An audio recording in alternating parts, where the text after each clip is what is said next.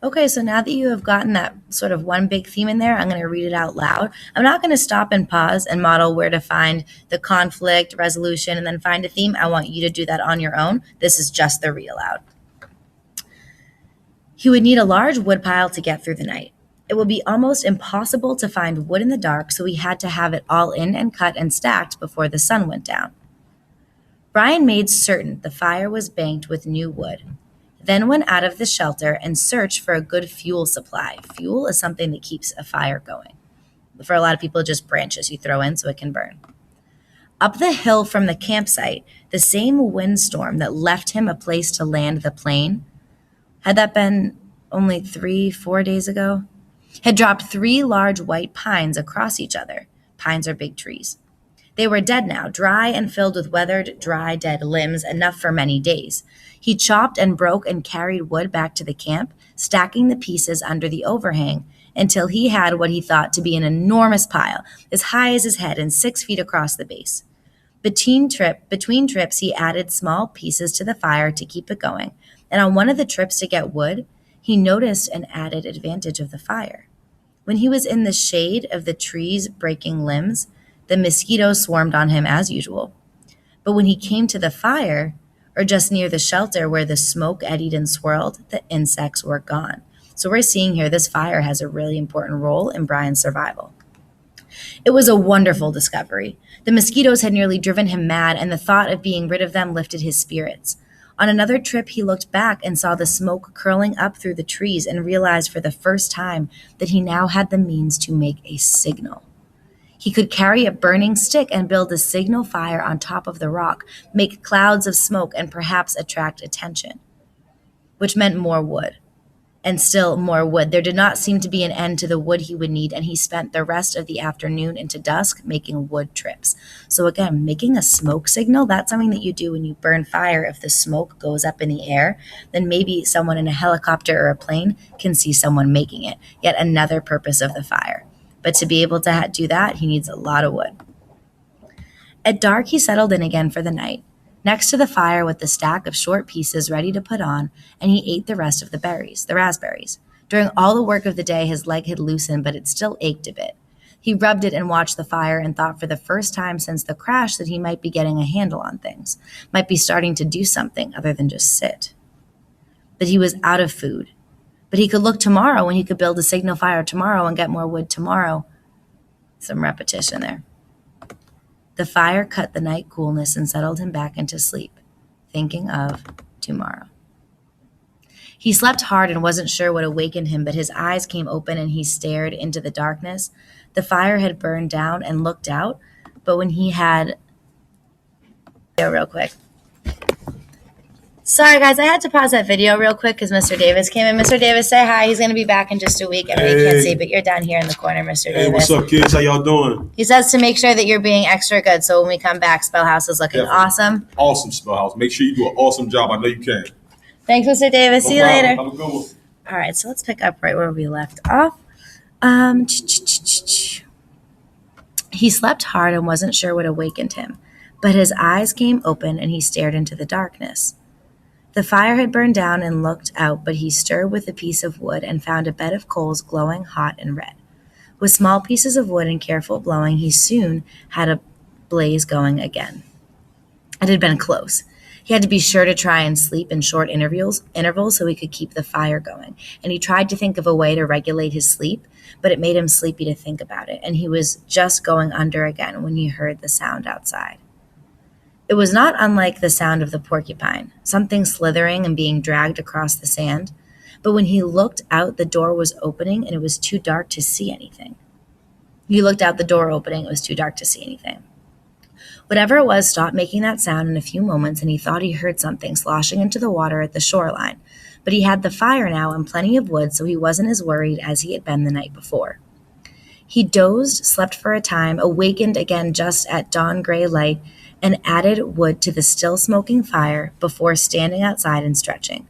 Standing with his arms stretched over his head and the tight knot of hunger in his stomach, he looked toward the lake and saw the tracks. They were strange.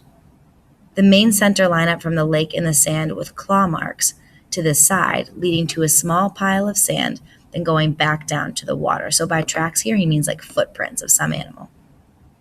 He walked over and squatted near them, studied them, tried to make sense of them.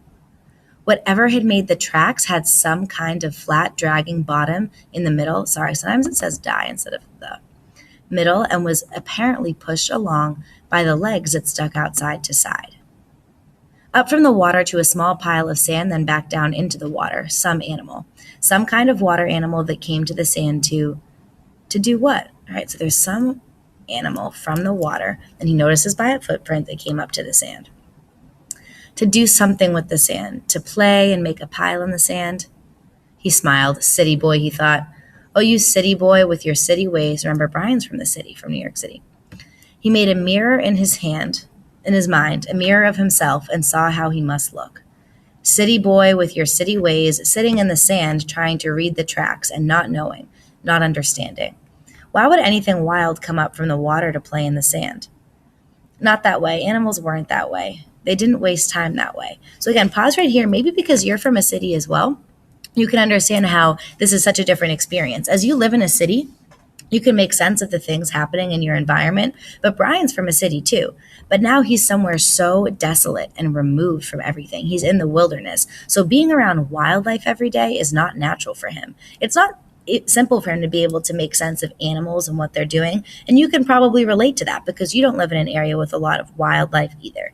So he's trying to figure out, okay, why would an animal from the water come up and try and climb into the sand? It had come up from the water for a reason, a good reason. He must try to understand the reason. He must change to fully understand the reason himself, or he would not make it. It had come up from the water for a reason. So again, repetition, a reason. So there's some reason this animal came up from the water. Paulson is trying to tell us through this repetition that it's a really important reason. He thought, squatting, the reason had to do with a pile of sand. He brushed the top off gently with his hand, but found only damp sand. Still, there must be a reason, and he carefully kept scraping and digging until, about 4 inches down, he suddenly came into the small chamber. In the cool, damp sand, there lay eggs. Many eggs, almost perfectly round eggs the size of tennis balls, and he laughed then because he knew. So again, repetition of eggs. So now we can see these eggs are really important because repetition shows importance. It had been a turtle. It had been a show on television about sea turtles that came onto beaches and laid their eggs in the sand. There must be freshwater lake turtles that did the same. Maybe snapping turtles. He had heard of snapping turtles. They became fairly large, he thought. It must have been a snapper that came up in the night when he heard the noise that awakened him. She must have come and then laid the eggs.